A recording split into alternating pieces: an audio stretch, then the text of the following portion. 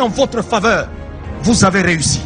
Que vous avez un beau pays, un pays très puissant, un pays qui peut jouer un rôle énorme au sein de l'Afrique et du monde. Et je vous fais le serment que d'ici la fin de mon mandat, vous allez voir un Congo nouveau, un Congo fort, un Congo puissant et prospère, un Congo qui va parler de l'Afrique à travers le monde entier.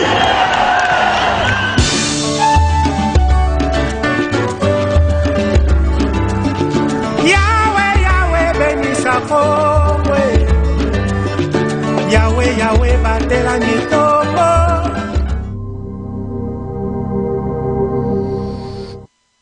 Bonjour à toutes et à tous, bienvenue dans votre magazine Qui Nani. Comme d'habitude, vous savez que la première partie de ce magazine est bel et bien consacrée à l'information, sans plus tarder les grandes lignes de l'actualité. Félix Tshisekedi est officiellement invité à participer au sommet virtuel sur les climats organisé par le président des États-Unis d'Amérique, Joe Biden. L'invitation lui a été remise ce samedi 27 mars 2020 lors d'une audience qu'il a accordée à l'ambassadeur des États-Unis en République démocratique du Congo, Mike Hammer, à la cité de l'Union africaine. Toujours avec le président de la République, Félix Antoine Tshisekedi Tshilombo, il a reçu ce samedi 27 mars 2021 à la cité de l'Union africaine une délégation officielle angolaise conduite par M. Antonio, ministre des Affaires extérieures.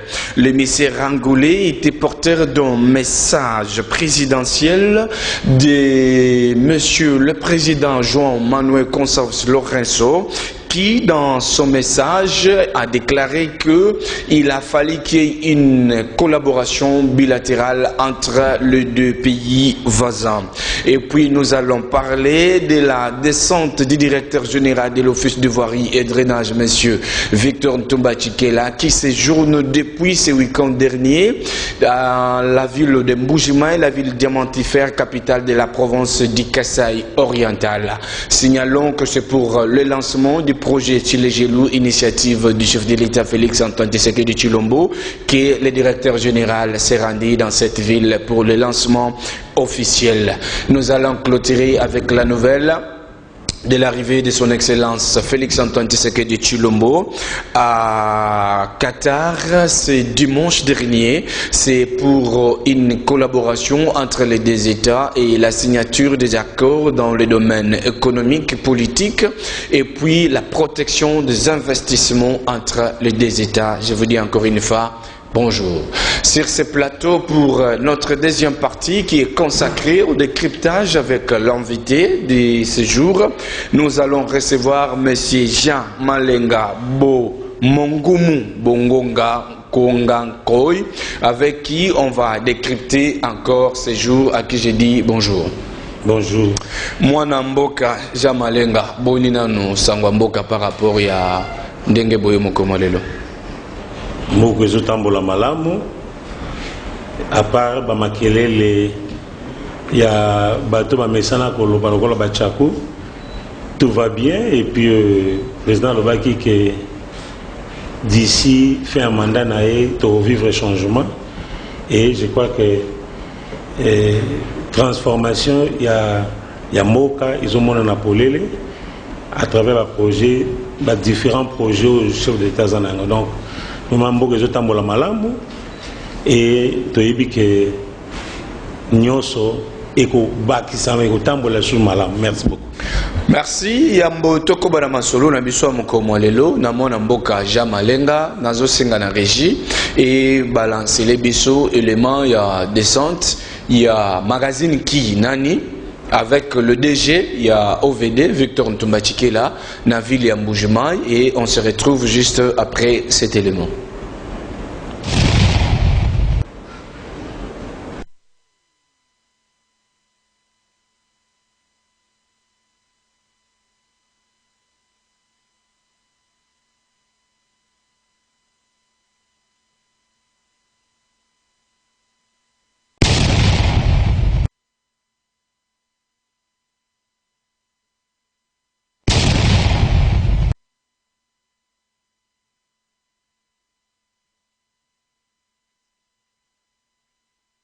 c'est caprice. Maana yebiete tokozonga na élément wana pote bana mboka bayeba na kota la bilili ya misala wa pesa iko salema na ville ya Mbujimai bisika OVD akitaki entre autres directeur général Limoko Victor Ntombachikela na équipe na ya ba expert bakitaki bongo pona ko sala lancement officiel ya projet Tshilejelu na kati ya ville ya Mbujimai. Tozongi awana mwana mboka Jean Malenga Bozali, coordonnateur, il y a les disciples d'Étienne Tshisekedi, structure Wapi et Botamina Katia IDPS Tshisekedi. Bon, Tolingina Ntoyeba, effet à créer une structure rebelle dans Katia IDPS. Bon, comme il a besoin, bon, Panza IDPS, ou bien ça n'a merci. Nalinga d'abord on a prononcé comme on a bien. Pour nous, on a pas ce qu'on prononce. Ils ont comme Bangala, Ibala solo. Bilombe kombo nanga Jean Malenga Mongomu bonga bonga konga nkoi nalinga ko répondre cette fois-ci na motuna na yo oyebi ba structure rebelle za créé na kati ya IDPS to libanda ya IDPS ba structure rebelle za créé na libanda nde ya IDPS eza pona ko critiquer te Asofati, Gasafati, Basukarana Fati, on est allé ils ont créé pour venir soutenir les actions du chef de l'État, mais ils ont créé une catégorie de PST. Même RDT, qui est un regroupement politique, ils ont créé l'Ibanda IDPS. Mais na kati IDPS ils ont ba structure d'appui de soutien ils allaient ba organe moko en quelque sorte indépendant oyo ils ont créé na kati IDPS par les combattants et les combattants de ces combattants ya IDPS baza na libanda IDPS te ba serenisaka te que quelque part te baza ba membre IDPS oyo yo ba se reconnaître ba biso tozali force du progrès. Bazali banda IDPS, des combattants IDPS, basanga babino biso rôle na biso yali ko telemela ba makamuni somabe. Biso oya biso peto créer eza na kati IDPS. Eza biso ba combattants IDPS. Autres ont occupé ba fonction, ba différentes fonctions na IDPS. Parmi nous, il y a des nationaux. Secrétaires nationaux. Parmi nous, il y a des fédéraux. Parmi nous, il y a des sectionnaires de l'IDPS. Parmi nous, il y a des cellulaires. Nakatia IDPS. Donc, ils allaient strictitos, salami libanda IDPS pour moutana besoin à flatter poste, moutana besoin ba nommer te. Biso yali, biso na biso ba na IDPS to sangana ki to lobi non. To kotambola lokola Etienne Tshisekedi. Biso tolanda ki idéologie na to koti si maliwa na été biso tozaka na IDPS depuis toujours depuis que Etienne Tshisekedi aza vivant biso nyonso tout toza bato dans une expérience personnelle na ye auto kangine ba photo auto vandi na ye auto yoki matéya na ye alors nous nous disons réellement que biso toza ba disciple et un mot français mais ils ont na origine moko latine et le mot ba discipulus na nominatif, na génitif singulier nangwe discipuli, c'est-à-dire le mot disciple est na mot latin les lingolo ba élève lingolo ba oyo azali ko mekola azali ko tambola azolanda mateya azolanda mateya ya maître moko songolo Etienne Tshisekedi aza maître na biso toujours na mateya na e pe to tambola lolenge ya tambolaki to continuer combat oyo yi asalaki. Merci beaucoup. Bozan a besoin de continuer l'idéologie. Mais Yemoko a tikaki IDPS. Si j'ai une bonne mémoire, avant l'UA, il y a 5-7 Tshisekedi, il y avait la force du progrès, il y avait aussi la nouvelle génération. Force défensive, Ezali. Ok, et puis il y avait aussi la nouvelle génération Tshisekedi. On a Ezali, association. S'il vous plaît, on est libre association Oyoyo. La plupart des membres de l'association, bazala bango ndamso batayi de peste. Merci. Bon, toujours ngasko awa. Bino bozali les disciples d'Étienne Tshisekedi. Dans kati il y a IDPS. Oui. Mais une fois ce qui ba structure monsieur Zobota mana IDPS, quota o il faut zonga directement na ba combattant il y a IDPS. Oui. Bino ba kambi. O bozo créer ba structure, bozo détourner quota wana ba komo pesa bato ba adhérer na ba structure na bino ya sika. Non non non. Biso tolingi tozali ko promouvoir les IDPS. Biso toza tolobi ki toali ba disciple de Etienne Tshisekedi.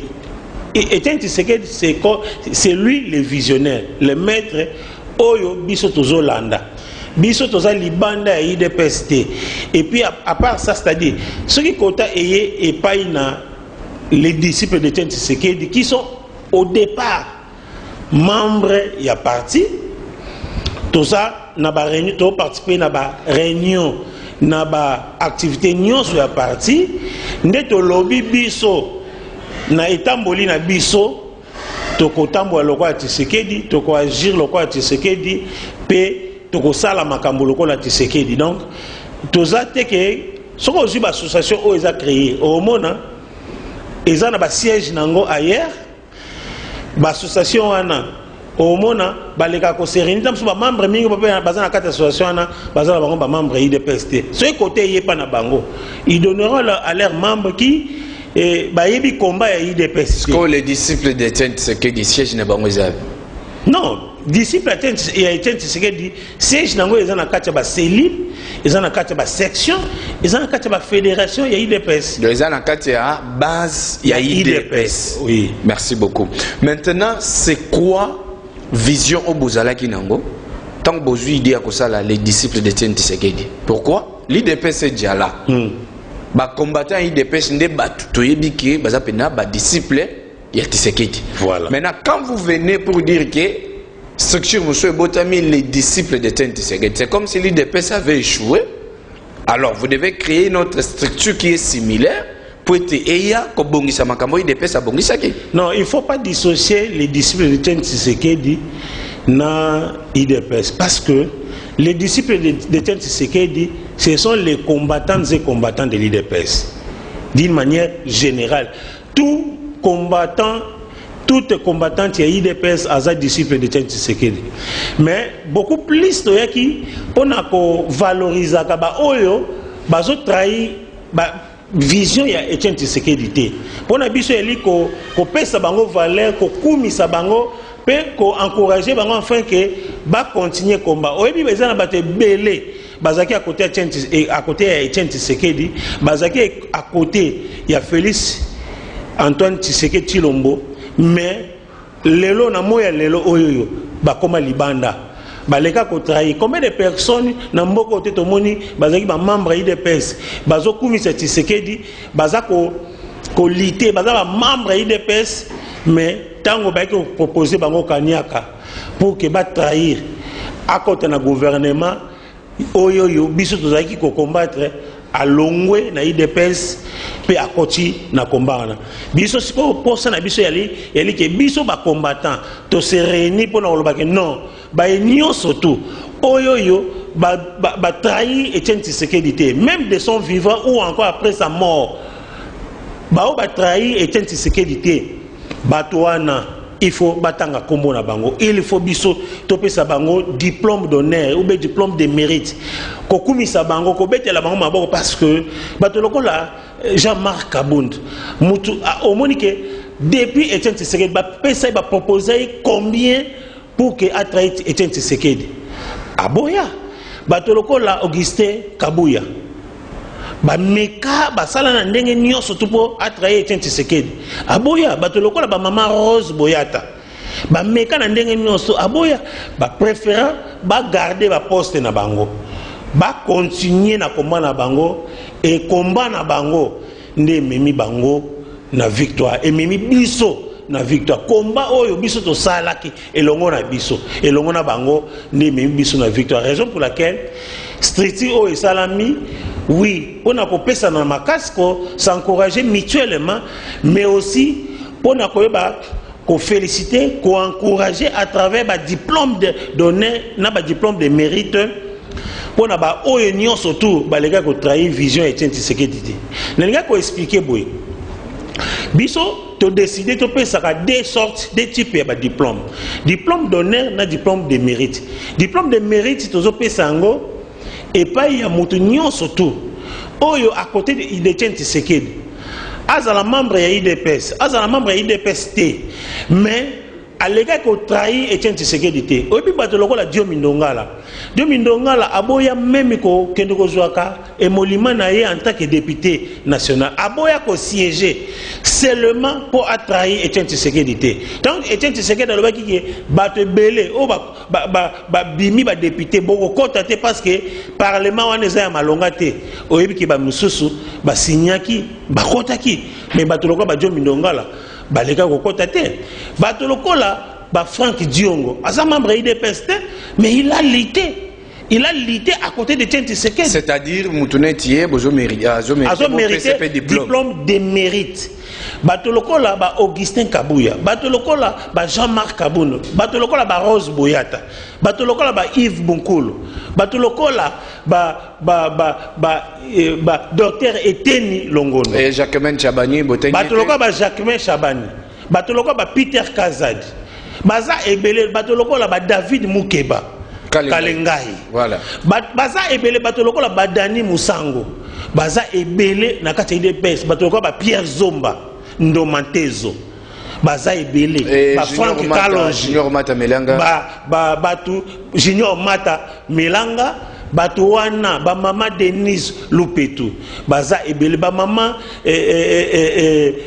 baza ebele donc na kati de pes lokola ba Raoul Pata koki kopesa diplôme de mérite Raoul Pata disons oyo bazo mérité kozwa diplôme de mérite ils ont mérité bato lokola le maître Aselo bato lokola Birianze secrétaire national à l'organisation baza vraiment ebele oyo na kotangelo liste wa nyonso tuté bazali bato oyo bazo mérité ba zwa yango to leki ko prévoir d'ailleurs na mikolo ezoya pour te remettre officiellement ba diplôme de mérite et pas ya président du parti, président AI, Jean-Marc Kaboun, lokola CG, il y a IDPS, général Augustin Kabouya. Monabouté. Oui. Lokola, le directeur du cabinet du chef de l'État, Guylaine Niembo, Mbouissa. Lokola, général, c'est-à-dire secrétaire général adjoint à IDPS, Gaspard Munganga, Maître Aselo, David Mukeba, Maman Rose Boyata, Daniel Moussangu, Jean Tezo, Jean-Claude Kabala, Fédéral Kassanda, Minga, Gabriel Samuel Katalai Kengela, Oazali, secrétaire national, il y a IDPS, directeur à cabinet, il y a Excellence Rose Boyata, Batolokwa, Pierre Zomba, Baza vraiment ebele, Diomi Ndongala, Franck Diongo, Docteur Eteni, baza vraiment ebele oyoyo tokoki kopesa bango ba diplôme de mérite docteur Yves Bonkulu JD Badibanga. Merci beaucoup. Osé Badibanga, ministre provincial. Merci beaucoup par rapport à na gouverneur Mawija. Par rapport à Ndenge au sali déjà liste wana mais na kozonga parce que diplôme de mérite est le bébélé. Oui. Cela ne veut pas dire que mututo ayaki pembeni à Sphinx c'est il faut avoir diplôme de mérite non. Il faut qu'il y ait les éléments qui prouvent vraiment la méritocratie, la fidélité et pas batouana. Merci beaucoup. Avant toko batozongi na on régie, bape sabiso élément il y a descente il y a OVD DG Victor Ntumba na ville diamantifère ya Mbujimai na Kassa Oriental pour le lancement du projet Tchilégelou et on se retrouve juste après.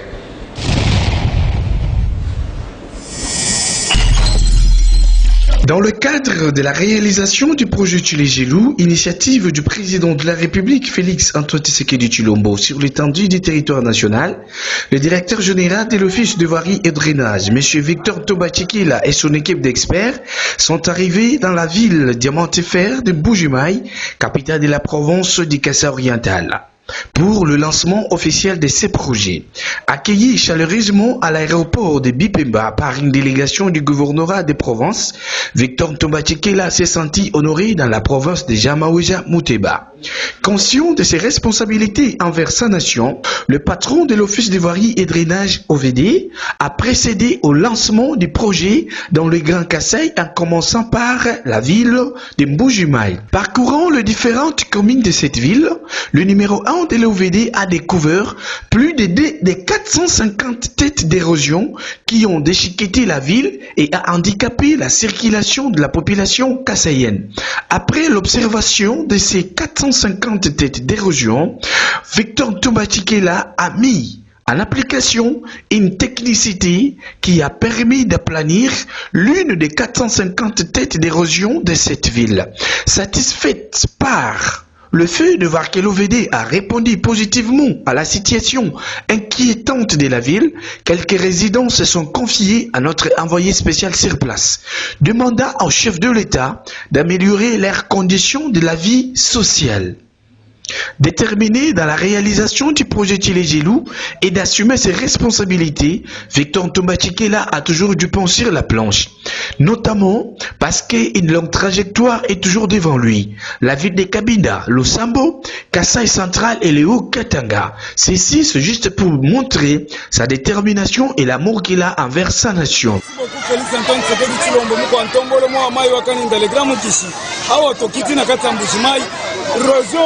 Moulaï, maintenant des bazo ramblé, bazo tondisa, babondisi vraiment. Merci na OVD, merci na papa Ntomba Tshikela Victor, ou azali animé de bonne foi. Ou azo sala musala parce que azana mabele mami.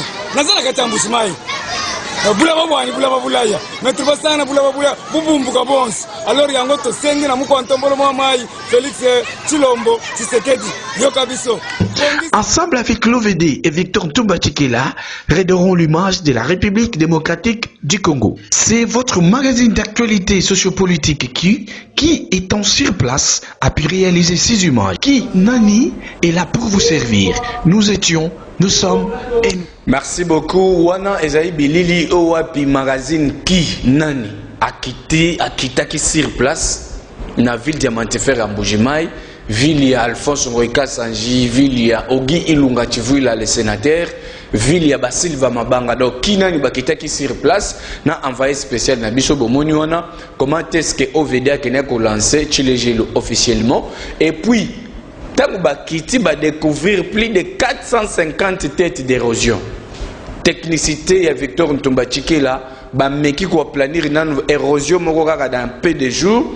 Donc vous avez avec OVD et au moment où je vous parle, délégation toujours na parcours ya mission na bango, il faut bazala bazala na Kassai Central, bipa yuapi bazali ko continuer lancement ya projet Tshilé-Gelou. Je pense 2 jours suivants après na kopesa subino bilili parce que qui aza sur place na ba province wana nyonso pona ko satisfaire bana mboka tout na ba information o ezotala mboka na biso Congo Kinshasa.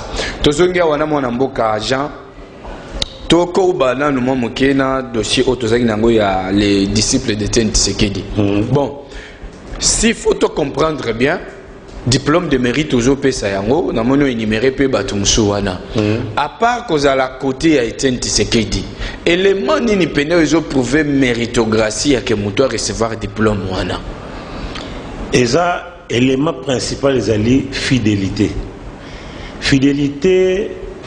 aux côtés de Tshisekedi et fidélité à l'idéologie de l'IDPS na IDPS to biso to participaka afin que changement et quota sans que ba pesa biso quelque chose biso to kenda ba réunion IDPS biso ne to kotizaka bino nde bokotizaka mais dernièrement na parlement pour na ko destituer honorablement Bonde Kanya qui tambola qui même na non il y a pas de preuve onyo soana eza omoni ki na mboka na biso la plupart bato o ba akoki kutu ko pesa bato les santé bangwani bango le mingi na télévision na la presse pe bazoloba bato belé atana na droit kutu yekuta ko mekata ko fungola monoko na lobate poto yebi passer ya moko na moko toyebi nani soka zalaki nani pe asalaki nini. Donc olingelo ba ke membre moko IDPS atikala kolia kanyaka te. Rien.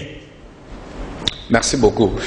Tozo kita awa nazoki na moko ya réaction au pesa ki biso awa la fa passé. Na tuna ki bino si faux côté ministère des affaires sociales beaucoup côté yango combien bolobaki 8 points sur 10. Oui. Mais ba combattant et belé ya IDPS bazo accusé Excellence Rose Boyata de ne pas avoir récompensé les combattants et puis ba moni pené le roya salité par rapport à mission au batindela qui est comme mandataire. Il y a IDPS dans le gouvernement. Maintenant, bino awa bolobaki qui il faut bopé au moins 8 points sur 10. Est-ce que vous pouvez justifier dans 2 minutes 8 points wana bopé qui Rose Boyata? Merci pour la motuna. Ba jijaka ministre à travers l'attribution naie to ba jijaka ministre parce que un groupe de combattants, je dis bien un groupe de combattants, basangani balobi que non ministre à les Kanaki parce qu'ils attendaient que le ministre appelle Sabango 100 francs, 200 francs, le ministre appelle Sabango et Ouanate. Neto Lobake Bandi ko juger ministre. Ministre va juger par rapport à l'attribution naie. L'attribution est ministère naie. Dans le bac on la fois passé que attribution est ministère des affaires sociales. Ils allaient dans quatre ordonnance numéro 20/017 du 27 mars 2020 oyo parmi lesquels les alliés co-gérer co-administrer ba centre d'action sociale tel que ba orphelinat ba homme de vieillard ba maison de ba centre d'accueil et de passage des rattrapages pays à voilà formation et voilà les alliés co venir en aide aux nécessités.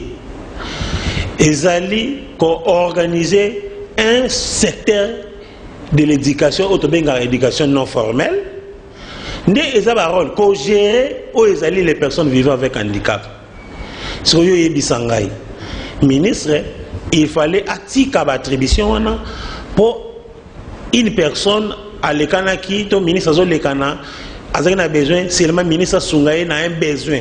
Bongo besoin à ajouter. Ndi yango beke ministre a salé loko mon côté. Oyebi que ministre aye na projet oyoyo ezali ko sala récupération ya bana oyoyo ba kata ba kelas na bango baboti bakufa pe bana o nan pe ba banda classe te ma lexi âge à scolarité. OK. Bana ba banda ko tanga na 6 ans. Mais moi na ko bi na 9 ans zo tanga karaté. Mais ministre aye na moment na zoloba. Ce qui est OK, na centre de promotion sociale, kuna okuta ba école za kuna, ba bengango centre de rattrapage scolaire. Ce sont les écoles primaires. Kuna so OK, moboti nyo so landanga na minute oyo. Ozana mwana na yo, aza parti ba 8 ans 9 ans, atanga classe T.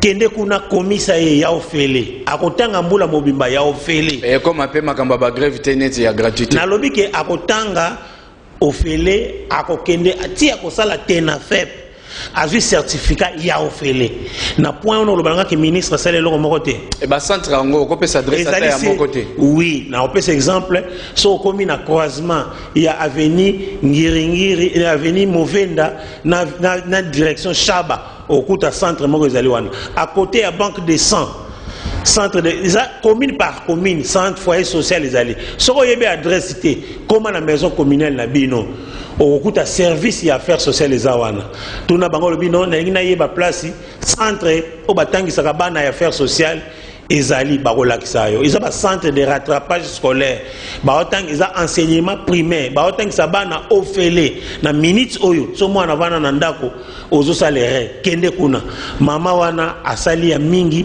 azo contribuer à permettre sous secteur wana éducation eyebana à organiser journée internationale d'alphabétisation mama wana akeiko landa ko réhabiliter certains centres certaines écoles et affaires sociales oyo ba toitire bebaki oyo so okei na minutes oyo à côté ya Pain Victoire sur Willery au mona foyer social au centre moko affaires sociales ezawana et kangami na Pain Victoire si vous voulez que le côté stade au monde centre affaires sociales à réhabiliter toiture à salisi ba ban ya sika à doter na ba centre affaires sociales ba thermoflash pour que ba lutter contre prise de température pour ba lutter contre coronavirus COVID-19 à équiper ba centre na ba manuel scolaire na ba programme scolaire.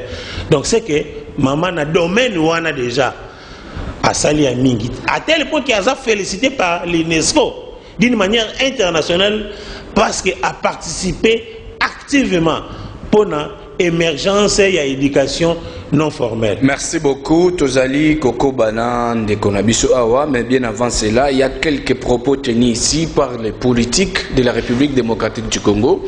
Il y a l'honorable Ngoïka Sanji. Il y a lobby que déclaration, il y a Ramazan Tchadarina, Raymond Chibanda Basali.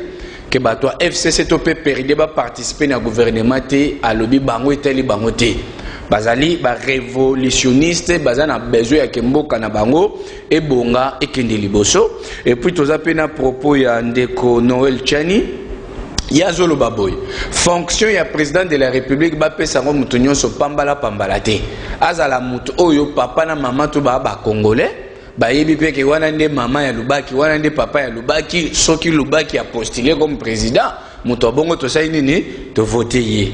Donc ezaki quelques propos tenus par des politiques o to lingaki pe bana mboka nyonso bazolanda biso neti vie golf na sosana kimba wana boutique Adonai na bantu zolanda biso ba propos aboyende biloko yo linga koyeba yango to éclaircir pour que tous en même temps informés. Tous les gens qui ont été pour tout le monde, tant qu'on a vu déjà, tout le belesco na o Italie na no chômage. Na kati ya mboka na biso Congo, chômage ezam likolo makasi. Ba licencié baza ba gradué bazwa to tika la zo misala. Mais ba université on peut tout temps akaka. Ce qu'on a zoé banane pourquoi tout y chômage des aranan élevé kati ya mboka na biso. Bino en tant que bozali na kati ya ministère affaires sociales et puis bozali parmi les encadreurs même à niveau universitaire. Comment est-ce que Bouzoumouna qu'est-ce qui est vraiment donc cause il y a taux élevé à chômage dans mboka na biso? Merci pour la motuna. D'abord il faut que misala eza vraiment mingité. Au monitant au président de la République a joué qui bokonzi, bate belé ba utaki poto, ba toto benga la diaspora. Mingi balobaki ba eko investir na mboka, ba eko créer ba entreprise. Mais ce total quand moi temps moko boye, t'observer bien ba entreprise on peut ba créer té. To tshikala pe komo na ngoti. To moni yango. Atana ba panneau. Voilà. Ba entreprise nombre na ngo ba examité. D'ailleurs kutu pona nga nazo fungola dossier moko o pona nga nazo senga IGF a s'occuper na yango pona makambo tel ba entreprise. Est-ce que yebi que président Kabila a signé une ordonnance transformant les entreprises publiques en entreprises commerciales? Et tant qu'il y a avec l'aide bien sûr, ils ont projet présenté par à l'époque le ministre de portefeuille Janine Mabunda que l'entreprise à l'État est longue publique et comme entreprise commerciale. Or l'entreprise commerciale n'a pas de classe. Et ça que ils ont constitué une action de part. Il y a plusieurs personnes. Si on va transformer l'entreprise publique en entreprise commerciale, banani baza actionnaire. Pour moi, on a une entreprise publique qui est comme une entreprise commerciale, ils ont produit. Il y a des actionnaires qui ont bénéficié en bon. Tant que tu vas travailler, on a pas.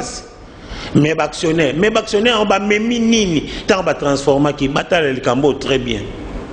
Dans ce qui peut expliquer le problème au Italie, l'entreprise, nombre, si l'entreprise est 10, jusqu'à l'étiquette 10, il y a ce qui font à minante. Mais chaque année, l'école, l'université, même supérieure, ils ont fourni, ils ont mis sur le marché de l'emploi toujours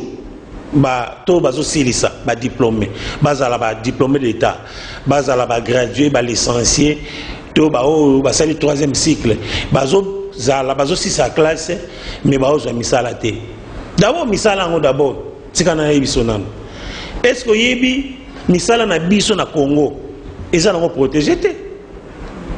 Normalement lorsque mutazu musala, il faut assigner contrat du travail. Nga na le musala pa ba indien, na ju musala pa ba chinois. Mais awa na ville kana Gombe. Ebele bazan ba contrat wana te mais bazo sala. Ah voilà politique o fatia yenango eza que tout Congolais d'abord tant ju musala, il faut ba signer yo contrat du travail. On dit que si on signe contrat de travail, à la fin, il y a carrière professionnelle là. On a droit à des comptes finalités. Maintenant, qui peut faire que le contrat wana eza la signer? Voilà, il y a le but que eza vision politique, il y a union sacrée au chef de l'État yenango. Gouvernement au ezokota. Na ministère il y a emploi, travail, prévoyance sociale. Bazo sala que chaque Congolais et si au sala, attends banda ko sala banda kala. Dossier Oyoya, contrat du travail et Zala sur la table. Tout travailleur, quel que soit le travail aux salles, quel que soit le travail aux salles, à tous les journalistes, il faut signer contrat du travail. Attends aux alliés receveurs na taxi bis, il faut signer contrat du travail. Attends aux musiciens na quatre orchestre. Parce que receveur n'a signé na patron bien à mais à signer na patron à Moussala. Kolomutuka. À signer contrat du travail. Attends aux salles na bar. À tout ça, dans la boutique, il faut signer contrat du travail. Parce que ceux qui ont ça, pas chinois, pas indien, pas pakistanais, au signer contrat du travail, à monnaie la haute. Surtout les Indiens, les Congolais, mingi pour nous. Parce que les Congolais, si ils ont un contrat du travail, quand ils veulent. Il y a même petit, il gifle, il n'importe quoi, qu'est-ce qui prouve que vous avez une relation professionnelle entre eux et eux. Raison pour laquelle Fati a une vision na union sacrée, une bonne idéologie pour permettre aux Congolais de se retrouver. Congolais doivent se retrouver. Il y a un moment, vraiment à la fin du mois, on va payer 50 000 francs. 50 000 francs. Voilà. Mais avec le contrat du travail, ceux qui ont signé, dans le contrat, on a déterminé le montant. Il y a la fin du mois. Et puis, réellement, petit peu la date, échéance, donc, il y a un sécurisé misala. Donc, il y a un en tout cas, tellement que vous avez créé misala. Puis, il y a salamaka. Nous avons salamaki na complicité à l'inspection du travail. Merci beaucoup. Toza déjà vraiment na suka ngonga na biso epusani mingi pona bazai kolanda biso na linga ki o manyola pe mumuke na oyo ezotala siko ba précaution nini l'état il y a union sacrée topé gouvernement union sacrée à koki kozwa pour valoriser pe éducation na biso pena na Congo parce que c'est comme si éducation pena na biso na Congo za pena na valeur tena ba précaution nini dans 2 ou 3 minutes ba précaution nini gouvernement koki kozwa pour valoriser pe éducation na biso. Voilà, merci pour la motuna. Éducation d'abord na mboka na biso il faudra le savoir ezali gérer, tous fonctionner, ils ont organisé dans 4 ministères. Nous avons un ministère, il y a un EPST, enseignement primaire, secondaire et technique. Nous avons un ministère enseignement supérieur et universitaire. Nous avons un ministère, il y a formation professionnelle, arts et métiers. Puis nous avons un ministère, il y a affaires sociales et organisation éducation non formelle. Partout, enseignants bazali. Mais enseignants wana mingi bazali recyclé, formation continue et puis ça m'a raté. Ça c'est la première des choses. Donc il faudra mettre sur pied formation continue pour recycler enseignants. Mais deuxièmement, il faut aussi kaka na makambo itali comment dirais-je makanisi otokoko pesa po éducation à biso et que les liboso, il faut payer convenablement et régulièrement les enseignants qui font la profession. Il faut les payer convenablement et régulièrement. Notre dossier à deuxième palier na bango ya paiement. Yo yebisanga que enseignant ti lelo, ba enseignant otobenga ba éducateurs sociaux et affaires sociales. Jusque là, baza non payé. année passée mon bazaki payé bazaki ne ko bénéficier na ba prime au ba parents bazaki ko pesa tant ba longoli Minerval babi ki bana ba foot le sous-souté enseignement primaire est gratuit.